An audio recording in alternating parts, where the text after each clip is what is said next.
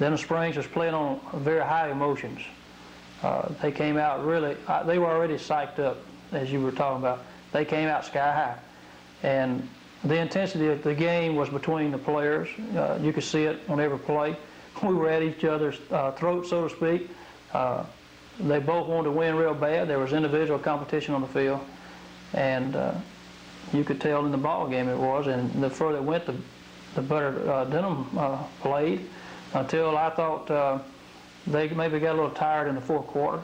But I want to mention something that I'm sure is on everybody's mind, and bring it to light right here on this program, make a comment about it. It's not anything we run from it. It's human nature. Things like this happen. It's happened on both sides of the field. History dictates that, at our field and other fields also. There was a display of some emotion and some extracurricular activity during the ball game. And like I said, it's happened the other way before for us. And it happened throughout the ball game, and little spats here and there that got broken up real easy. But of course, you know I'm talking about the big incident where the Denham Springs team leaves the bench and gets out there mixing it up with 11 of our ball players. I want to say to you right here in front of all of our fans that I thought it was very, very commendable of the Baker coaching staff and the football team in general for maintaining their composure. There was nothing to gain by the team coming over there, except it takes it longer to get broke up. You've made statements to me, and I think that you represent your entire coaching staff when you say that your boys can handle themselves. You wouldn't worry about them in a situation like that. We know they're tough. We know that they're fine young men, and I'd put them up against any school in hand-to-hand combat. But that's not what we were out there for. And I want to commend you and your coaching staff. I think it's very representative of the type of community that we have here, that they maintain their composure under your coaching and direction, and Coach Mook and I think no matter what you hear on the street, I want to commend you for the job that was done. I don't think that Coach Butch Wax and Coach Bailey, the principal of Denham Springs, after I spoke to them after the ball game, were very pleased with the action of their ball players.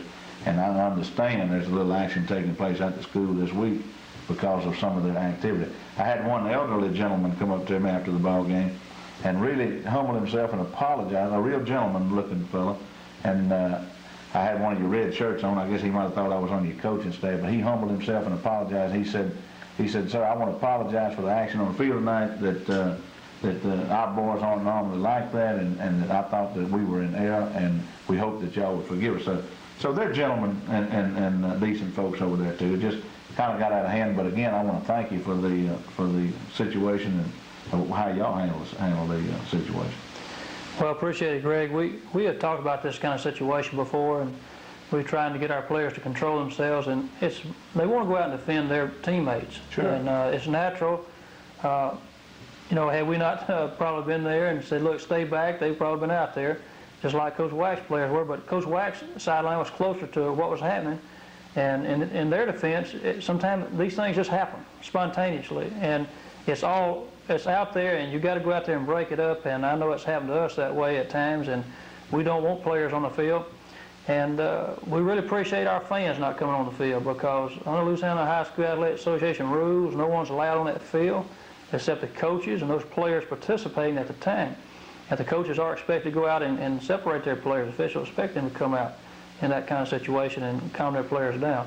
But we appreciate our fans not coming out of the stands, well, because that would cost the school. Under LHSA rules, you might want to hone in on that now, that you compliment the fans for not coming out. Right. And if they ever did, what can we be expecting? Well, you can expect, you could probably possibly, put on probation. And suspended depends on the action of that fan and what happens on the field. But they could put the team and their chances for further action in athletics to be in jeopardy. Oh, sure. So we want to just remind everybody of that. We don't need that, and like you said, we hadn't had that. And that's right. We were pleased that we were able, that our players came under control, and of course we were disappointed that one of our players was expelled from the game.